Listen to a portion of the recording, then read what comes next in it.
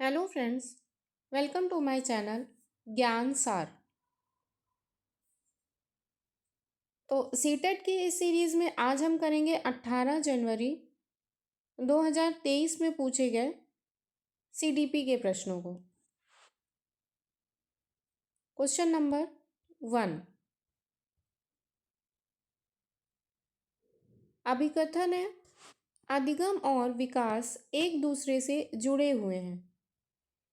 कारण है अधिगम विकास के लिए नई स्थितियां सृजित करता है। तो ऑप्शन है इसके ए और आर दोनों सही हैं और आर सही व्याख्या करता है ए की। ए और आर दोनों सही हैं लेकिन आर सही व्याख्या नहीं है ए की। ए सही है लेकिन आर गलत है। ए और आर दोनों गलत हैं। तो इसका ऑप्शन नंबर जो है वो फर्स्ट करेक्ट हो जाएगा। ए और आर दोनों सही हैं और आर सही व्याख्या करता है ए की। क्वेश्चन नंबर 2, बच्चों के विकास के बारे में कौन सा कथन सही है? ऑप्शन है विकास एक सहज रूप से होने वाली प्रक्रिया है किंतु इसे सुसाधित करने के लिए उपयुक्त परिवेश का होना आवश्यक है।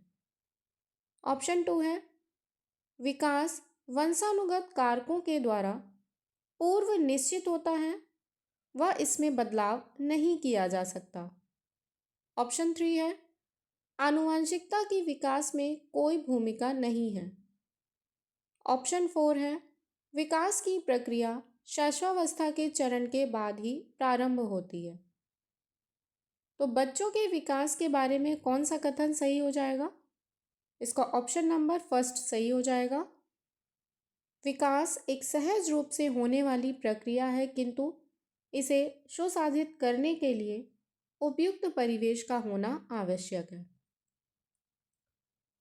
क्वेश्चन नंबर 3, किस प्रक्रिया में बच्चे समाज में रहने के तौर तरीके सीखते हैं? ऑप्शन है समायोजन, अधिसंज्ञान, समाजीकरण, पृथक्करण। तो किस प्रक्रिया में बच्चे समाज में रहने के तौर तरीके सीखते हैं? तो इसका ऑप्शन नंबर 3 करेक्ट है, समाजीकरण। क्वेश्चन नंबर 4, अभिकथन है 6 वर्षीय सरला संरक्षण और क्रमांकन के कार्य नहीं कर सकती है। तर्क है इसका पूर्व संक्रियात्मक अवस्था में बच्चों को स्थिति के कई पहलुओं पर विचार करने में कठिनाई होती है। तो इसका ऑप्शन नंबर फर्स्ट करेक्ट हो जाएगा। ए और आर दोनों सही हैं और आर सही व्याख्या करता है ए की। तो इसका ऑप्शन नंबर ए करेक्ट है। नेक्स्ट क्वेश्चन नंबर 5, पियाजे के अनुसार इनमें से कौन सा कारक संज्ञानात्मक विकास में महत्वपूर्ण भूमिका निभाता है? ऑप्शन है गतिविधि, अनुकूलन, अनुकरण, पुनर्वनन। तो इसका ऑप्शन नंबर फर्स्ट करेक्ट हो जाएगा, गतिविधि संज्ञानात्मक विकास में महत्वपूर्ण भूमिका निभाता है। ठीक है। नेक्स्ट क्वेश्चन नंबर 6, उमेद वह चॉकलेट नहीं खाता है जो उसके पिता मेहमानों के लिए लाए हैं, यह सोचकर कि अगर वह पकड़ा जाएगा तो क्या होगा। कोलबर्ग के सिद्धांत के अनुसार उमेद नैतिक विकास के किस चरण में है? ऑप्शन है यांत्रिक सापेक्षता अभिविन्यास, सजा और आज्ञाकारिता अभिविन्यास, सार्वभौमिक नैतिक सिद्धांत अभिविन्यास, अच्छा लड़का अच्छी लड़की अभिविन्यास। तो ये सेम क्वेश्चन पिछले पेपर में भी पूछा गया था और सेम क्वेश्चन इस साल भी पूछा गया। तो इसका ऑप्शन नंबर 2 करेक्ट हो जाएगा, सजा और आज्ञाकारिता अभिविन्यास। क्वेश्चन नंबर 7, किसने प्रतिपादित किया कि सीखने की प्रक्रिया तब होती है जब बच्चे अपने से ज़्यादा ज्ञान वाले समकक्षों व वयस्कों के साथ साझी गतिविधियां करते हैं? ऑप्शन है BF स्किनर, जीन पियाजे, लेव वाइगोत्स्की, लॉरेंस कोलबर्ग। तो इसका ऑप्शन नंबर 3 करेक्ट हो जाएगा, लेव वाइगोत्स्की। क्वेश्चन नंबर 8, जब एक शिक्षिका एक बच्चे को व्याख्यान देने के बजाय अलग अलग इशारे देकर सही उत्तर की तरफ ले जाती है तब यह मदद क्या कहलाती है? ऑप्शन है स्कैफोल्डिंग, प्रत्यक्ष निर्देश, अनुकूलन, पुनर्बलन। तो यह क्या कहलाती है? स्कैफोल्डिंग। ठीक है, ऑप्शन नंबर फर्स्ट करेक्ट हो जाएगा। क्वेश्चन नंबर 9, प्रगतिशील कक्षा में अधिगम, ऑप्शन है, का निर्माण सक्रिय रूप से छात्रों द्वारा स्वयं किया जाता है, शिक्षक द्वारा निर्देशित किया जाता है और छात्र उसी से निष्क्रिय प्राप्तकर्ता होते हैं, उद्दीपन और प्रतिक्रिया के युग्म व अनुबंधन से होता है, तब होता है जब छात्रों को सकारात्मक पुनर्बलन दिया जाता है। तो प्रगतिशील कक्षा में अधिगम जो है वो का निर्माण सक्रिय रूप से छात्रों द्वारा स्वयं किया जाता है। ठीक है, ऑप्शन नंबर फर्स्ट करेक्ट है। क्वेश्चन नंबर 10, हावर्ड गार्डनर ने कौन सी धारणा को चुनौती दी? ऑप्शन है बुद्धि पूर्व निर्धारित और निश्चित होती है, बुद्धि एक व्यापक अवधारणा है जो एकात्मक नहीं है, बुद्धि कई प्रकार की होती है, व्यक्तियों के पास अलग अलग मात्रा में विभिन्न प्रकार की बुद्धि होती है। तो हावर्ड गार्डनर की कौन सी अवधारणा धारणा चुनौती दी? तो इसका ऑप्शन नंबर फर्स्ट करेक्ट हो जाएगा, बुद्धि पूर्व निर्धारित और निश्चित होती है। क्वेश्चन नंबर 11, रिक्त स्थान वाले व्यक्ति उत्कृष्ट तर्क कौशल, अमूर्त विचार और पैटर्न के आधार पर अनुमान लगाने की क्षमता प्रदर्शित करते हैं। ऑप्शन है तर्क गणितीय बुद्धिमत्ता, शारीरिक गति संवेदनात्मकता, अंतर्वैयक्तिक बुद्धि, भाषाई बुद्धि। तो इसका ऑप्शन नंबर फर्स्ट करेक्ट हो जाएगा, तर्क गणितीय बुद्धिमत्ता। नेक्स्ट क्वेश्चन नंबर 12, लेव वाइगोत्स्की के सिद्धांतों के अनुसार स्ववाक जो हमारी सोच व व्यवहार को दिशा देता है रिक्त स्थान कहलाता है तथा उसे रिक्त स्थान किया जाना चाहिए। ऑप्शन है निजी संवाद और प्रोत्साहित, आत्मकेंद्रित संवाद और प्रोत्साहित, निजी संवाद और हतोत्साहित, आत्मकेंद्रित संवाद और हतोत्साहित। तो इसमें दो ऑप्शन तो बिल्कुल ही गलत हो जाएंगे, हतोत्साहित वाले, और इसका ऑप्शन नंबर फर्स्ट करेक्ट हो जाएगा, निजी संवाद और प्रोत्साहित। क्वेश्चन नंबर 13, कथन है माध्यमिक स्कूल में शिक्षकों व लड़कों को भाषा पढ़ाने के बजाय गणित व विज्ञान के विषयों को पढ़ने के लिए प्रोत्साहित करना चाहिए। तर्क है लड़कों में भाषा को पढ़ने की जन्मजात क्षमता नहीं होती। तो इसका ऑप्शन नंबर जो है वो 4 करेक्ट हो जाएगा, यानी कि ए और बी दोनों क्या हो जाएंगे, गलत हो जाएंगे।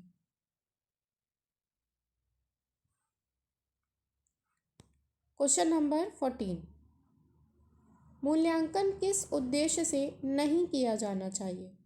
ऑप्शन है बच्चों की तैयारी के स्तर का पता लगाने,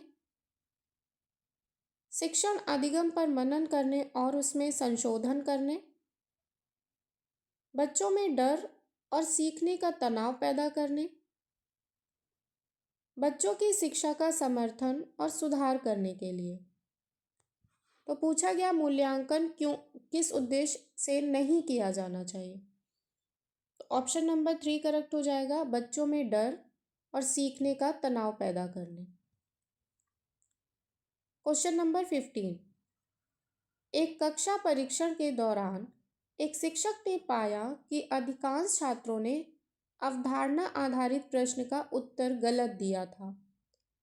शिक्षक को चाहिए कि वे, ऑप्शन है बच्चों को डांटें और अधिक मेहनत करने को कहें, माता पिता को बुलाकर शिकायत करें कि बच्चे पढ़ाई नहीं कर रहे हैं, विद्यार्थियों को प्रश्न के उत्तर कई बार लिखने को कहें,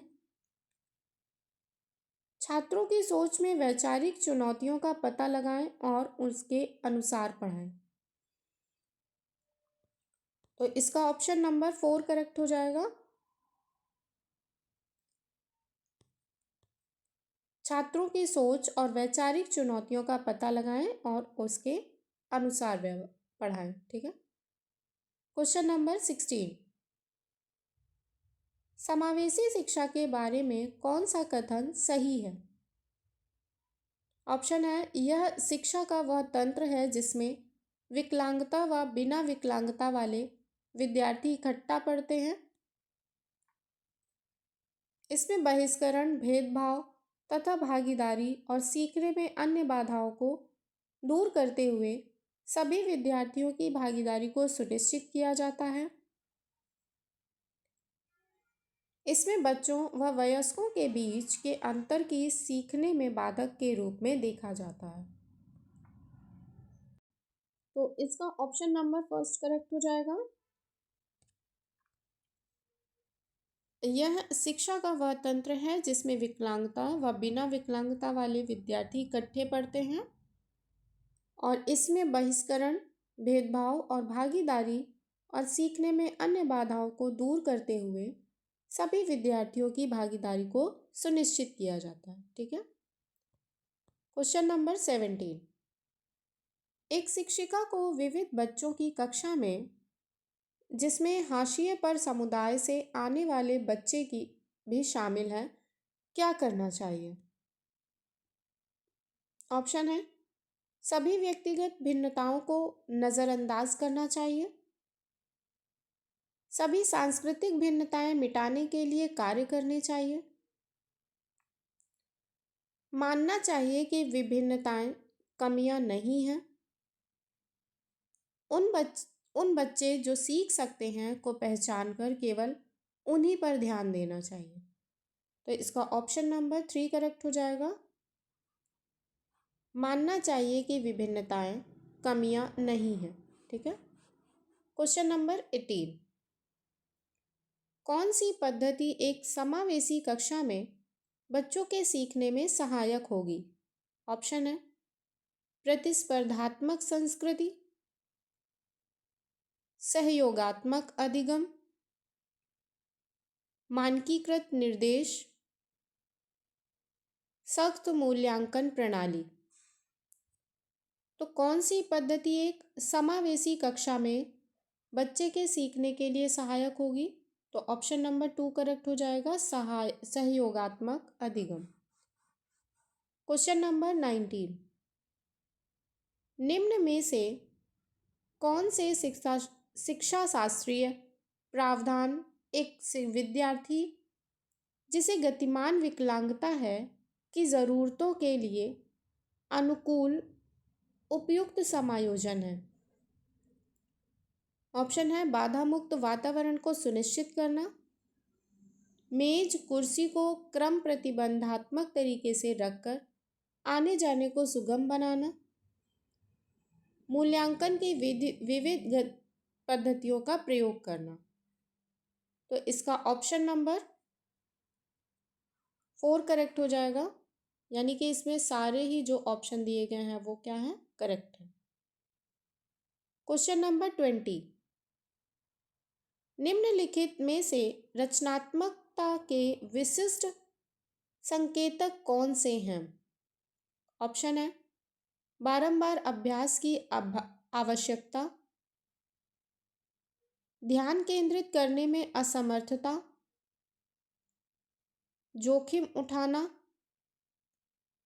लचीलापन, बोरियत के लिए असहिष्णुता। तो इसका ऑप्शन नंबर 3, 4 और 5 करेक्ट हो जाएगा।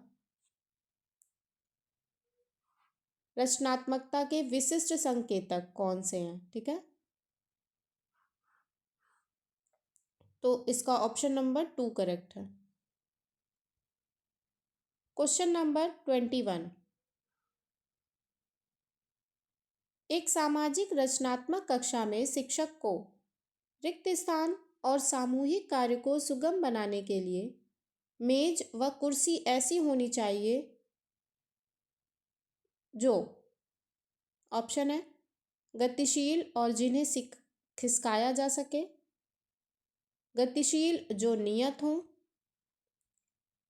तानाशाह जो नियत हो, तानाशाह जिन्हें खिसकाया जा सके। तो इसका ऑप्शन नंबर फर्स्ट करेक्ट हो जाएगा। एक सामाजिक रचनात्मक कक्षा में शिक्षक को गतिशील और सामूहिक कार्य को सुगम बनाने के लिए मेज व कुर्सी ऐसी होनी चाहिए जिन्हें खिसकाया जा सके। क्वेश्चन नंबर 22, कथन है अधिगम को केवल सीखने में स्थायी व मापा जा सकने वाला बदलाव देखना समस्यात्मक है। तर्क है इसका, सीखना एक जटिल क्रिया है जिसमें आंतरिक रूप से होने वाली प्रक्रियाएं भी शामिल हैं। तो इसका ऑप्शन नंबर फर्स्ट करेक्ट हो जाएगा। ए और आर दोनों सही हैं और आर जो है वो सही व्याख्या करता है ए की। क्वेश्चन नंबर 23, अनुभवात्मक अधिगम किस पर जोर डालता है? ऑप्शन है सीखने में पुनर्बलन की भूमिका, करके सीखने की महत्ता, सीखना एक प्रक्रिया नहीं अपितु एक उत्पाद है, वेधन और यांत्रिक अभ्यास। तो अनुभवात्मक जो अधिगम है वो किस पर जोर डालता है? करके सीखने की महत्ता पर। क्वेश्चन नंबर 24, जब छात्र स्कूल की अपेक्षाओं के अनुसार प्रदर्शन करने में सक्षम नहीं होते हैं तो स्कूलों को सबसे पहले निम्नलिखित पर ध्यान केंद्रित करना चाहिए। ऑप्शन है इन बच्चों में कमी पर, माता पिता की आर्थिक पृष्ठभूमि पर,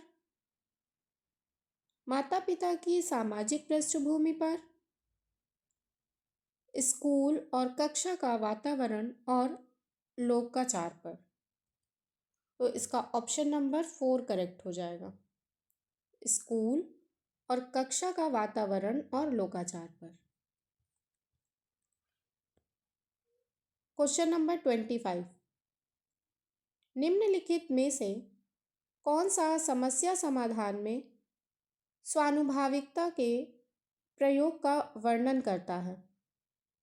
ऑप्शन है लक्ष्यों को प्राप्त करने के लिए चरण दर चरण प्रक्रिया निर्धारित है, समस्या को कई मध्यवर्ती लक्ष्यों में विभाजित किया जाता है और फिर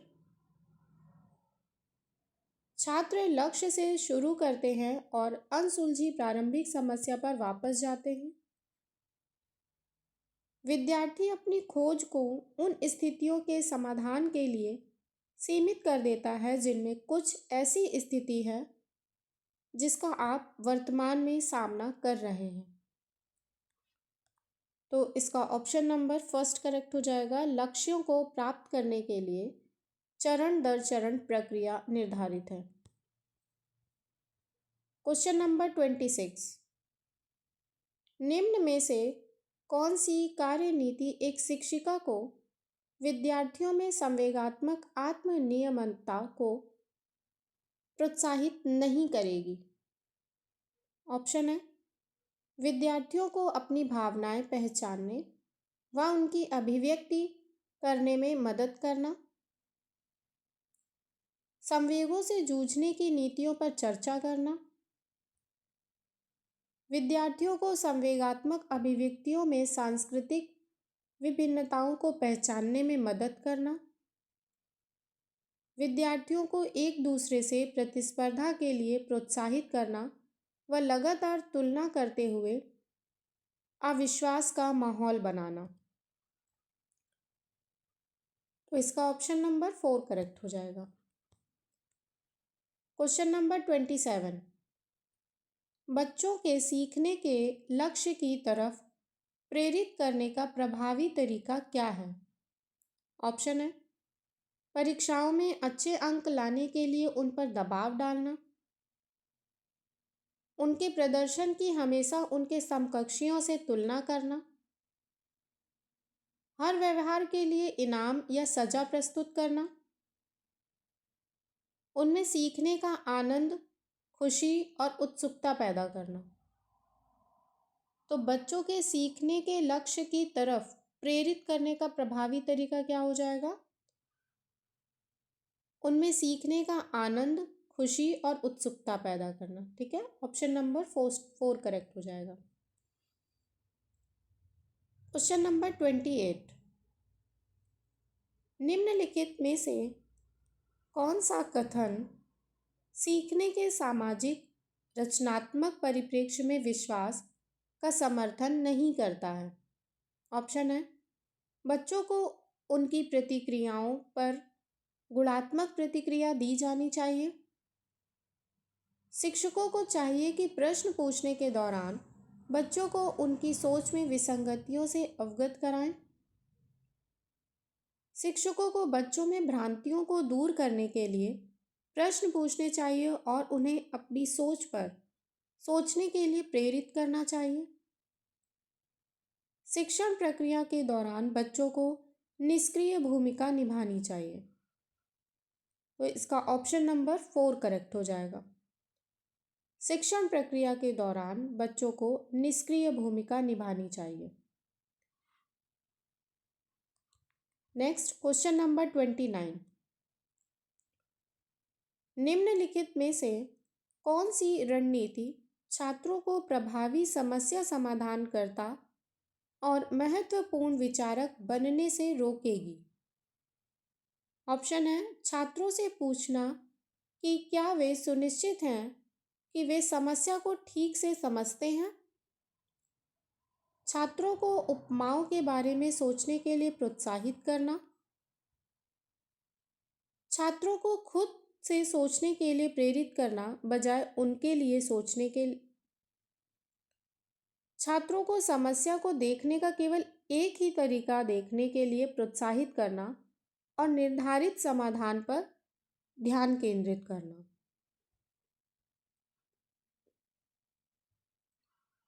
तो क्वेश्चन में पूछा गया है प्रभावी समस्या समाधान करता और महत्वपूर्ण विचारक बनने से रोकेगी। ठीक है, तो इसका ऑप्शन नंबर 4 करेक्ट हो जाएगा। छात्रों को समस्या को देखने का केवल एक ही तरीका देखने के लिए प्रोत्साहित करना और निर्धारित समाधान पर ध्यान केंद्रित करना। क्वेश्चन नंबर 30, एक माध्यमिक कक्षा की शिक्षिका के नाते आप अपने विद्यार्थियों में आंतरिक अभिप्रेरणा को कैसे बढ़ावा देंगी? ऑप्शन है, प्रतिस्पर्धा को बढ़ावा देकर,